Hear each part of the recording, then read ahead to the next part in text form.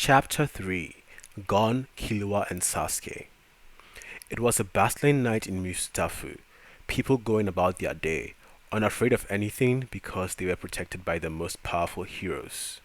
The city's bright lights obscured the night sky, and the noise of night activity reached a constant drone. That was until 5 explosions went off around the city with varying magnitudes, the biggest one shaking the ground and shattering windows. "Villains!" a citizen shouted, throwing the crowd into chaos as they began to flee the downtown area in all directions.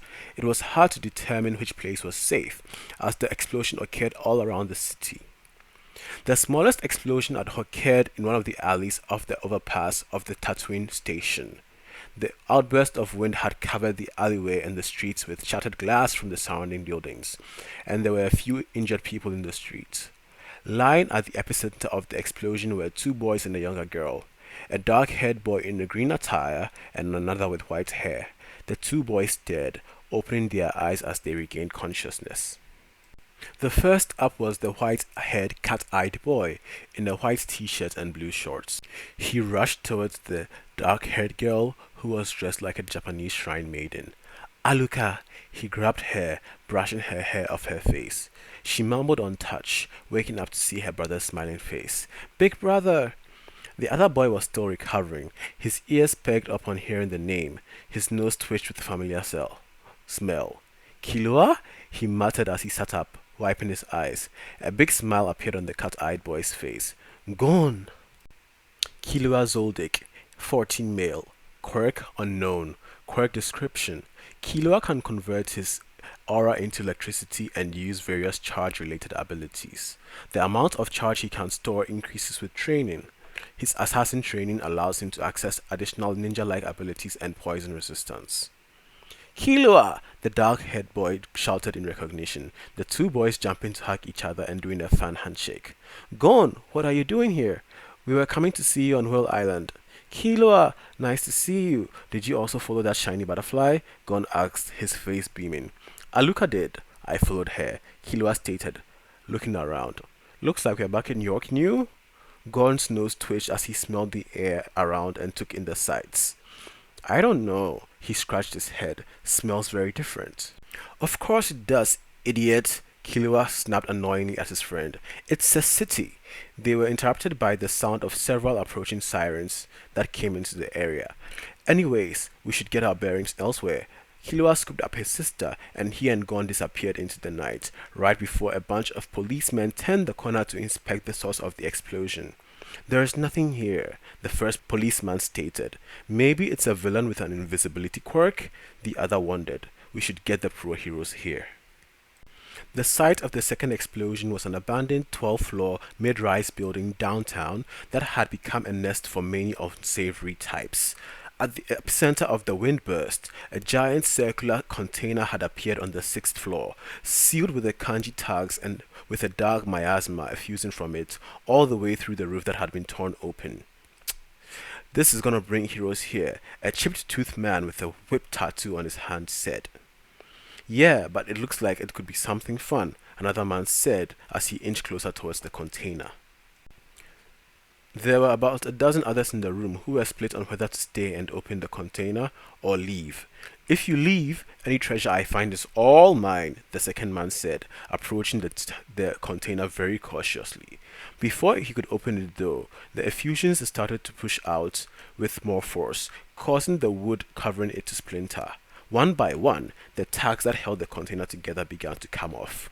Realizing how powerful the explosion could be, the second man began to back away slowly. He didn't move fast enough though, and the seals broke completely, bursting outward and releasing a large cloud of purple smoke that came from the effusing darkness. The miscreants had taken cover to avoid getting caught in the blast, but now they gathered around to see what was in the smoke. As it began to settle, they noticed someone in the shadows. "You dared infiltrate our lair?" the second man growled, realizing it was just a child. Standing in the middle of the smoke, Sasuke Uchiha stood, now fully evolved from the power he had tried to leave the village for. Looking on, they saw strange black markings reminiscent to black flames, flames that withdrew from covering the entirety of his body into a small tattoo around his neck. Sasuke Uchiha, 13 male. Quirk Sharingan. Quirk description: his special red eyes grant him exceptional insight, giving him exceptional predictive abilities and allowing him to mimic the abilities of certain opponents. They also allow him the ability to hypnotize opponents on sight. He can also use certain fire and lightning related abilities.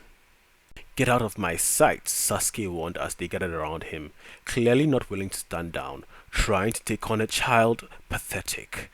The bandits did not care. Sasuke jumped into the air, his eyes glowing red in the dark as the chip-toothed man shot a water tentacle from one of his arms at him.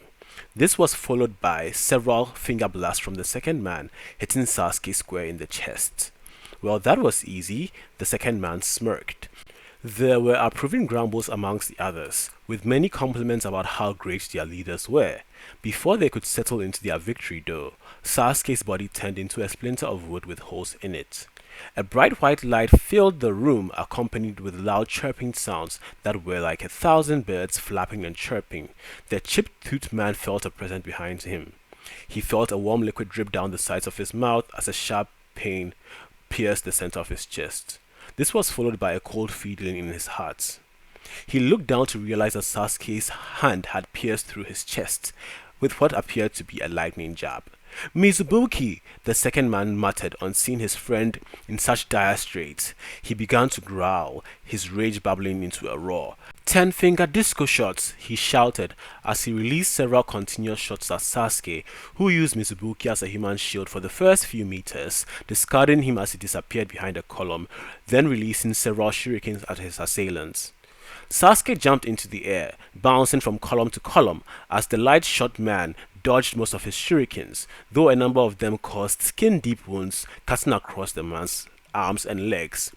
He turned around, continuously firing, but his fingertips began to smoke, and Sasuke moved too fast for him to follow. He gritted his teeth, trying to keep his barrage ongoing. Sasuke landed about 10 meters away from him, pulling downwards and causing the thin translucent strings around his shurikens to retreat back rapidly. Shock was the expression on the light-shot bandit's face as the strings bound him, pulling him backwards so fast that his vision remained blurry. He spat out blood and saliva as his back slammed into a hard pillar. He struggled against the strings, but they were stronger than steel and threatened to cut his skin. The other bandits had been immobilized by Sasuke's dance and were unable to move too. The young shinobi stood in the middle of the room, bloodlust in his eyes. "I told you to stand down, but you didn't," he reminded as he pulled the strings into his teeth. With his hands free, he initiated the hand seals. "Begone, scum!"